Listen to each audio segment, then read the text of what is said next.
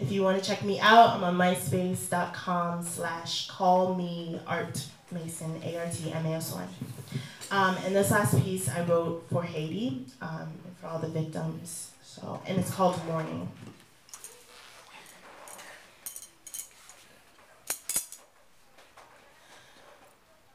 This morning, I could have sworn I heard Haiti screaming from the walls of my boiling tea kettle.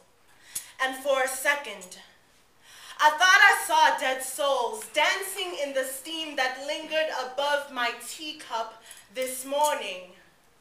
Pancakes looked like a heap of hospitals and schools and businesses and churches, all sweltering in bloody syrup.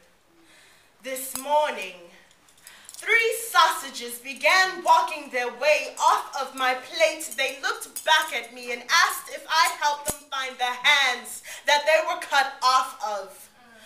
Breakfast has never looked so deadly and so tasteless. My mentor once said that Hitler was asked to make breakfast, so he crushed the Twin Towers. And from that, I've come to understand how heartless politicians sometimes have a way with human ingredients. But help me understand how a mother could make a meal out of her own children, because I would have never guessed that Mother Nature was a carnivore. And now, her ravenous appetite has left us with motherless and fatherless and familyless babies who will all too quickly learn how to say orphan as their very first word, even before their tongues will recognize what home should taste like. For them, the memory of Haiti will be as faint as a mouthful of ashes, or maybe it'll just be the sight of a makeshift graveyard too tired and too jaded to hold flowers or headstones or caskets. Just bodies that once whispered, "Don't be afraid of death." And even in the face of death, these men and women showed their faith, showed their strength, and I wish I could be as strong as them.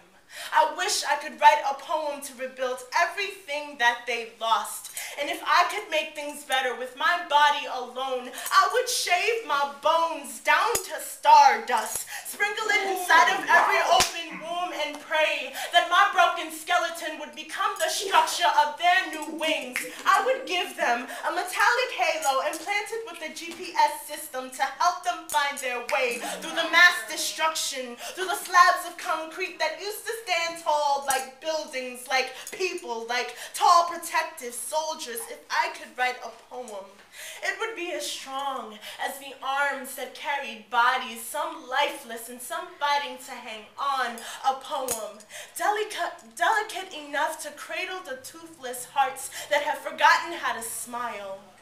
But all I can do is listen to the news of a tragedy I thought could only exist in something as daunting as a nightmare. But this is not a nightmare. This is not a dream. This is a reality.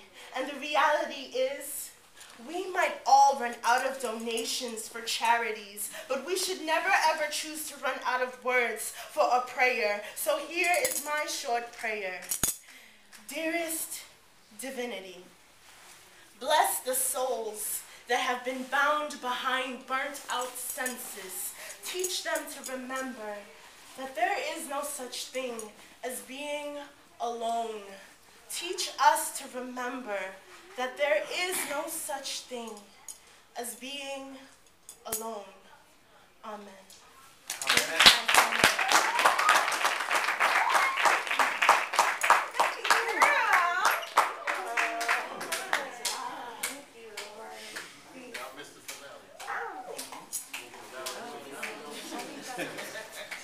Everybody, please give it up for ARTMASON.